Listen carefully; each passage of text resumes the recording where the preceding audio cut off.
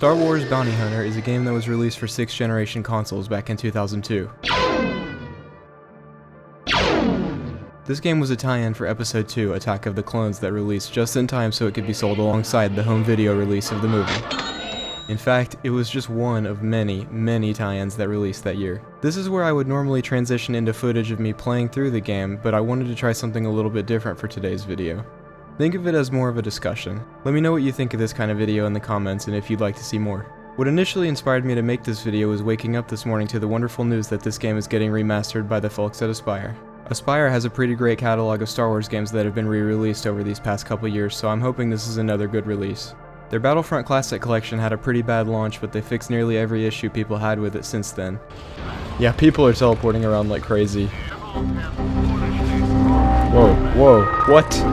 The biggest issue with that game was the online, so I don't think we'll be running into that problem this time around. So, how is the game?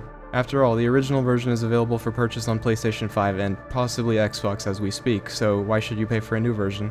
I'll get to the fine details in a moment, but I think this game could definitely use some reworking for this release, and if they do it right, this could become a truly amazing Star Wars game. I'm always more on the side of preserving these games as they already are and not messing with the gameplay, so these gripes I have could make or break this game for some people if they aren't corrected in this version. Now, this game is particularly special because it focuses on Jango Fett's journey across the galaxy, taking place between episodes 1 and 2. It even shows how he got his iconic ship, the Slave 1. Yes, that is what it's called. It's about what you'd expect from a Jango Fett game. You fly around with a jetpack and dual pistols, fighting through hordes of enemies until you either complete the mission or face off against this game's strange idea of a boss fight. For a 2002 title, it's a decent experience, however its age does show in a lot of places. For instance, the camera controls are inverted and there's no way to disable this. Hopefully they can fix that with this upcoming release. The biggest flaw I have with this game is the sheer difficulty. The first few levels are a breeze to get through, but by the time you get to the prison planet in Chapter 3, it's nearly unplayable. This isn't great when you realize that you only have 5 continues on any given level, and if you run out of them, you're out of luck. It makes you restart the entire 30-minute level from the beginning. This caused me to completely drop the game for weeks at a time so I didn't pull my hair out trying to complete the level. I'm not just here to bash on this game. A lot of aspects of the game are broken due to the time this game was made, and I assume it didn't have a very long development cycle. I'm simply explaining areas that can be improved with the re-release. They've already announced several new features this time around, so it seems to be more than just a simple remaster with polished graphics. The announcement trailer doesn't reveal too much, but looking at this PlayStation blog article, which I'll have linked in the description, we can see some new features that will be included. It's stated that the graphics will be improved. Probably not anything major, just polishing those classic PS2 graphics. New lighting effects are in the works as well, whatever that means, along with the new flashlight gadget, which is interesting. I guess they thought it was too hard to see in the original game? This image here shows that the PS5 version of the game will make use of the DualSense controller's adaptive triggers and the controller's light bar to show the player's health. A pretty cool feature, but I can't really see myself looking down on my controller to see how much health I have when I'm in the middle of a tense situation. While it's not mentioned anywhere in this article, I do really hope they add an unlimited lives mode or some sort of easy mode for people who aren't used to the games from this era being as janky as they are.